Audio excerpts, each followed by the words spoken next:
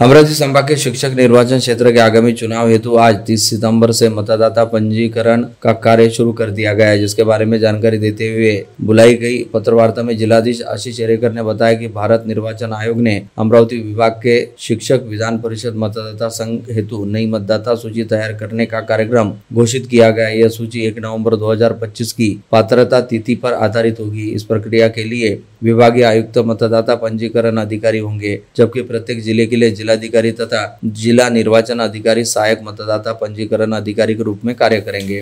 न समजून घेता किंवा चुकीच्या उद्देशाने त्यांनी सर्टिफिकेट दिले विथ सिग्नेचर, शेवटी हे काय सगळं इलेक्शनचं वर्क आहे, त्यामुळे याच्यामध्ये अकाउंटेबिलिटी फिक्स केलं जातं। तर अशा पद्धतीने पुढे जाऊन जे अनुज्ञेय आहे ज्यांना मतदान करणं त्यांचं मतदान होईल सुनिश्चित करू।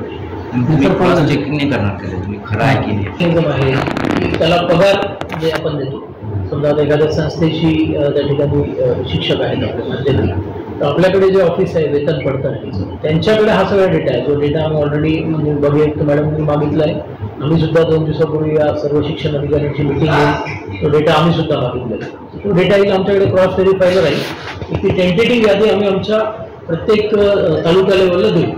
समजा तहसीलदाराकडे आमच्या 1000 म्हणजे मतदारांची यादी दिली आहे शिक्षकांची, तर या 1000 मध्ये एखादा फॉर्म आला तर तो 1000 मधला असेल तर मग तो थोडासा इझिली तो पुढे जाईल, आणि 1000च्या बाहेरचा असेल तर त्याची विशेष स्क्रुटनी आम्ही करू। समजा शिक्षकांच्या अर्जाची पडताळणी हा शिक्षक आहे की नाही, हा कंत्राटी आहे का, खरंच 3 वर्ष होतं का, याची काटेकोरपणे फॉर्म असो किंवा 5 असो आपण एक इंडिव्हिज्युअल फॉर्मच त्या ठिकाणी चेक करतो। जसं आपण सांगितलं की एक फॉर्म यूज करा, नाव असलं माझ्या जे एक्झिस्टिंग यादीमध्ये त्याचं नाव आहे, जे मला माझ्या वेतन पडताळणी पथकाने शिक्षण अधिकाऱ्यांनी सर्टिफाय करून दिली, तर त्यांना आपण थोडं एक प्रकारे असं अज्युम करू की हे बरोबर आहे, कारण शेवटी त्यांना वेतन जात आहे तर तो जेन्युइन शिक्षक असणार म्हणूनच त्या ठिकाणी वेतन जातं।